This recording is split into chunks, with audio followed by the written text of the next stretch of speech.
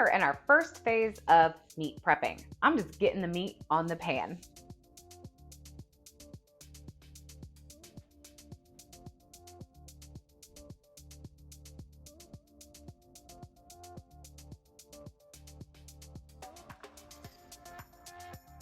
So there are a couple of different theories that I have in place when I do meat prepping.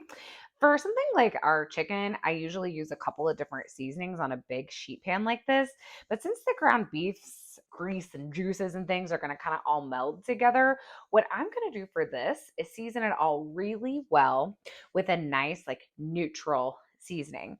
And what that does for me is makes the ground beef super versatile so that if I want to put it in a taco, all I have to do is add some hot sauce or some salsa, and I have a south of the border style seasoning. If I want to make it a little bit more American fare and maybe kind of like a hash, like chop up some potatoes, fry them off, and then just add some ground beef back in. It's already cooked. That's an option. So by keeping the seasoning neutral on something like ground beef, that it's everything's all the seasonings are going to kind of blend together, it makes it a little bit more versatile. And I will also just sometimes like I need a grab and go lunch. Ground beef thaws really quickly.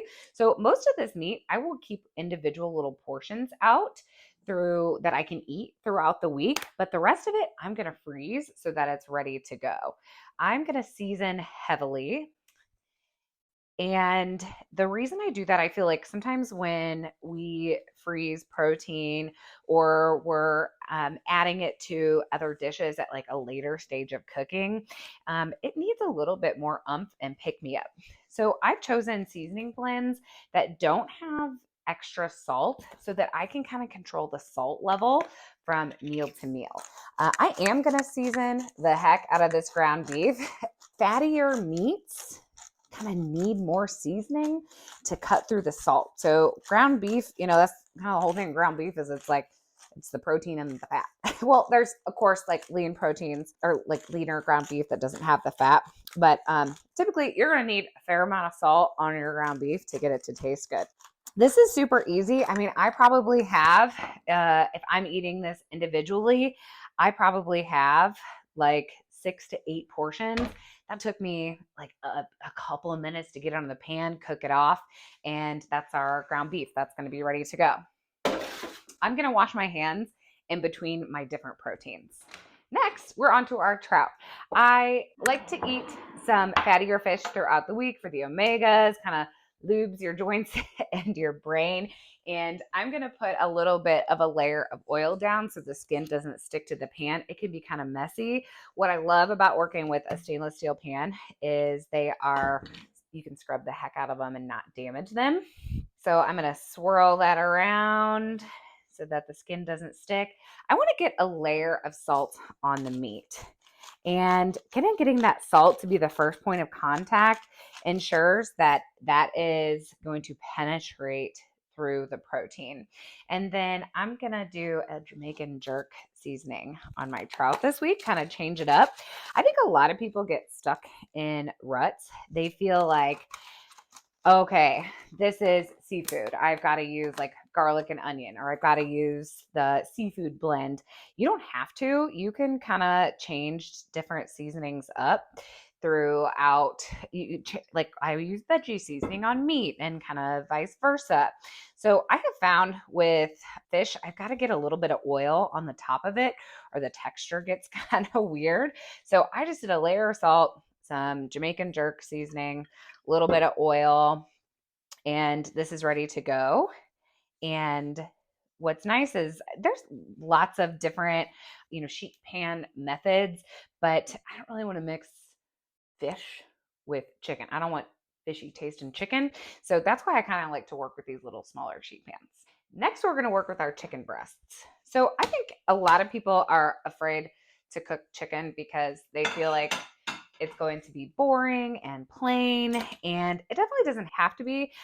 This is a ton of protein, and it's going to require like a fair amount of salt to get into all those nooks and crannies of the chicken breast. So I would just encourage you to not be afraid of salt on a chicken breast. That is, I think, one of the biggest mistakes people make when prepping a lean meat like this. So I know a lot of people don't like fat on their meat, but fat actually tenderizes meat and makes it taste good. So that is what chicken breasts are missing. So I'm going to make sure that I salt them because we like salt. And, when we're kind of thinking of like what our taste buds like what our brain chemistry likes, it likes salt, fat, acid, and heat. So I want to get that base layer of salt down. The next thing I'm going to do, I have a taco packet. I'm going to season the heck out of it because chicken breasts on their own don't have a ton going on. So by adding a really strong seasoning blend like our taco seasoning, it's going to make them a little bit more exciting. And what's cool about meat prepping with a taco seasoning is they're so versatile. So you can make burrito bowls, you can make taco salad. I've got some like Siete brand grain free tortillas that I found recently. I like to use coconut wrappers instead of like flour tortillas. So taco meat is so versatile. And, if we're thinking about this, I'm almost kind of done prepping things here. We have already like 3 or 4 flavors of different proteins going on. And that helps keep things from getting boring. So I have like a smaller breast here and a thicker breast. I'm going to keep the thicker breast to the outside of the pan. Stuff to the outside of the pan tends to cook a little bit faster. So I don't want my little breast to overcook. So I'm going to kind of tuck it in the middle there. And we've got another tray ready to go in the oven. Now we're going to be working with our little chicken tendies that I got on sale. When I tell people that I lost 95 pounds, one of the first questions that people ask me is like, how'd you do it? What did you do?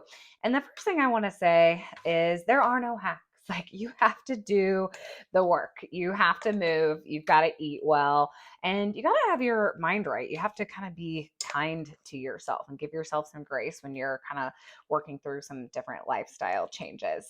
But meal prep is definitely a big part of that. And I just hear a lot of folks say that they just don't have the time. And I get it. But I also feel like we make time for what's important to us. And what is important to me is fueling my body well so that I can show up the way that I want to in the world. And I know that when I buy a bunch of food that has a bunch of different ingredients and it's full of sugar, full of carbs, it's going to cause inflammation and I'm not going to feel great.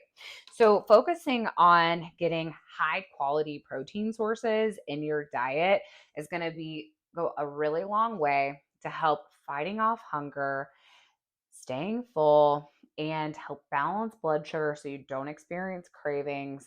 And I know like we got chicken here, you might not think about for chicken, but a lot of breakfast foods are kind of like carby. And I don't always want to like go through the whole smoothie process or I can't eat eggs right now. I will just grab a bag of this meat that I have prepped and eat it. It's ready to go. I'm going to show you how to portion it in one of the upcoming videos, but just super easy grab and go. That's what we're working towards here. I'm going to kind of keep my protein like 50-50 here with different seasoning blends. And the reason I'm doing that is so that I don't get bored throughout the week. Nobody wants to feel like they're on a diet and they're limited. And I think a lot of times people get stuck in the same routes and routines when we're dealing with healthy food, but changing up your seasoning, keeping your seasonings exciting can go a long way to not make it feel repetitive. So I've chosen 2 different color ones so that I can tell them apart. So this is the Kick It Up Chicken Rub. This is from Thrive Market. And I have a discount code for Thrive Market. It has kind of like a garlic base. So this would taste good with just about anything I want to do with it. How easy is it once these little chicken tenders are cooked to just throw them on top of a salad, to make a hummus bowl with them, just eat it by itself. Like if I don't have anything else on hand and I don't have time and I'm working and I got a busy day, I think a lot of times the first thing that people go to grab are carbs and packaged food because it's so readily available.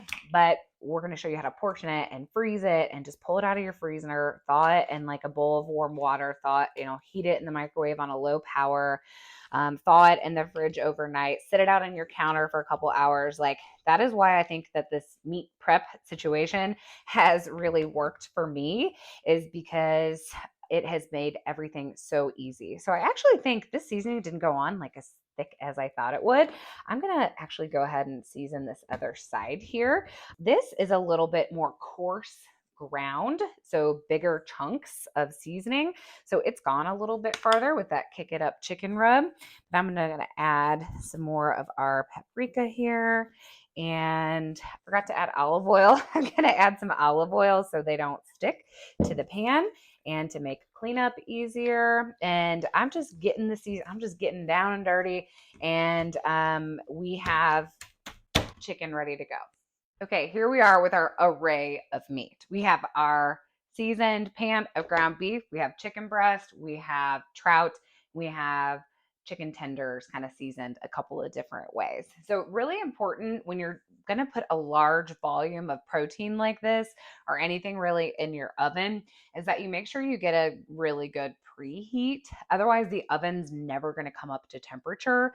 The other trick I have for you to ensure that your protein cooks a little bit more evenly, this was sitting out for about 45 minutes to an hour before it's going to go in the oven. That is a way that you can ensure that the outside doesn't cook faster than the inside, and that can kind of help keep your protein a little bit more moist throughout the cooking process. So I mentioned to you that I have our little quarter size sheet pan and our half size. And one of the reasons I love that is because I can just cram a bunch of different food in this oven all at one time, walk away, go do something else, and come back to it when it's all done. I do have some things that are going to cook at different times. So actually, like my ground beef and my chicken breast are probably going to take the longest. These little chicken tenders cook really quickly. The fish also cooks pretty quickly. So I'm going to go ahead and put these guys on the same level in the oven so that I can be checking them at the same time and minimize the number of times that I open the oven. So here we go. Meat prep going in the oven. I'm going to put my ground beef on the bottom. It really doesn't matter what shelf you put this stuff on, but how handy is that all of my trays are going to fit here in the oven. And I got it on 350. If you want stuff to cook a little faster, you can go to like 375. I've got the time today, so I'm just going to kind of let it hang out. I set my first timer for 20 minutes. We're going to check on our first round of proteins for meat prep that probably cooked a little bit faster than some others. So I'm going to pull out my trout and my chicken tenders here. I don't even have to take the temp of this trout to know that it's done. When you're dealing with trout and salmon, like fattier fishes, these immunoglobulins that come out here, the white part, that's how you know it's done. I'll just go ahead and double check it just so I can show you what a done piece of fish looks like. Here we have nice kind of like flaky protein. If it wasn't really moving around a lot, that is how you know that the proteins haven't like individually cooked and that it still needs more time and it will kind of look fleshy. So the next I'm going to check is our chicken tenders. Normally these cook pretty quickly. Super important to have an instant read thermometer on hand for cooking protein. So we want our chicken to be at 165. It's at 157. And these guys over here are actually a little bit higher. So that's interesting. So one side of my oven probably cooked faster than the other. I'm going to go ahead and put my broil on for a couple of minutes. I want to get some color on these chicken tenders. And I'm also going to dump the liquid that has come off of them because I don't want them to steam any longer. I'm just really looking for color so that water actually can kind of act as a conductor and will continue to cook the proteins. But what I'm going for is I want some browning. So I'm going to turn my broil on for a couple of minutes and kind of finish them off. And that will get those other ones kind of up to temp. I'm going to put the ones that are less cooked, so this side, farther back in the oven where the heat is a little bit more stable to kind of finish those out and hopefully not overcook these ones here. You saw how much moisture those had. They're going to be pretty difficult to overcook. I want to keep an eye on a broil because things can burn in a heartbeat. I ended up having our chicken on broil for a total of about 5 minutes because I want to get some color. It's important to turn the oven back on bake. So when the oven's on broil, only that top heating element is dispersing heat. And then my other items aren't going to be quite done yet. So we are going to take a look at our chicken tenders here. And I think they have these little kind of dots here, added a little bit more color to them, which makes them more appealing for us to eat. So these chicken tenders, I'll be real surprised if they aren't done, but always double check your chicken. I think that's another thing that I hear a lot. That's right at 167. A lot of people are afraid that they're going to get sick from chicken by undercooking it. This fella, Digital, I will not go without this. My husband and I, like, even for grilling, he wanted to prove that he could grill the perfect food every time. And then we would get a steak that was still blue on the inside. And I'm like, all right, everything needs the instant read thermometer. So definitely you'll want to grab one of these. I'm going to go ahead and check the temp of my other items. Just going to see where they're at so I know how much more time we need to have. Get these over here to cool. And my ground beef, I'm just going to kind of check by look. I really like the nice kind of color that's forming here at the top. When our food is golden brown, it's more appealing for us to eat. I'm looking to see if I have anything super pink on the inside of this ground beef. And it still looks a little pink towards the bottom. So I'm going to give that a few more minutes, but I'm not going to actually like stir this up because I like this like browning that's happening here on the top. And if I do that while there's still the moisture from the rest of the ground beef on the pan and the grease, that nice little crispy is going to go away.